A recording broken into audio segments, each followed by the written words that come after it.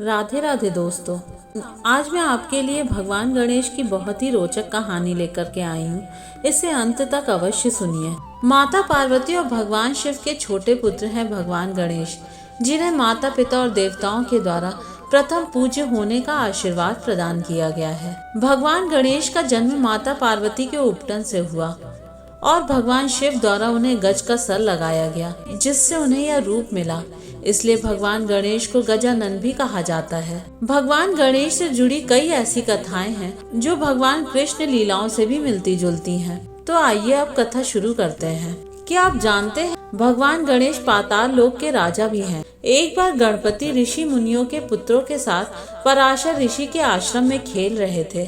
तभी वहाँ कुछ नाग कन्याएं आ गई। नाग कन्याएं गणेश जी को आग्रह पूर्वक अपने लोक लेकर जाने लगी। भगवान गणेश भी उनका आग्रह ठुकरा नहीं पाए और उनके साथ चले गए। नागलोक पहुंचने पर नाग कन्याओं ने उनका हर तरह से स्वागत सत्कार किया। तभी वहां नागराज वासुकी ने भगवान गणेश को देखा और उपहास के भाव से भगवान गणेश से बातें करने लगे और उनके रूप का वर्णन उन्हीं के सामने करने लगे। भगवान गणेश को क्रोध आ गया।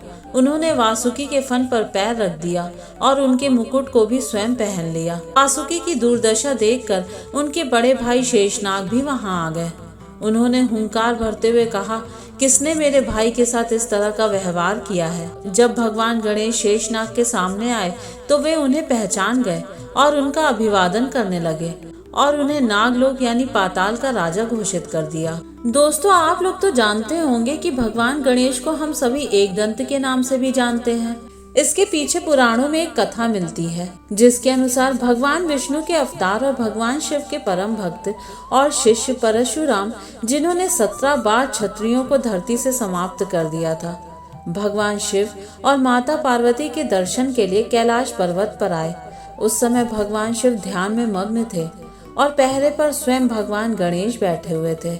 भगवान गणेश ने परशुराम को दर्शन करने से रोक दिया। इससे परशुराम को बहुत क्रोध आया और उन्होंने भगवान गणेश को धक्का दे दिया।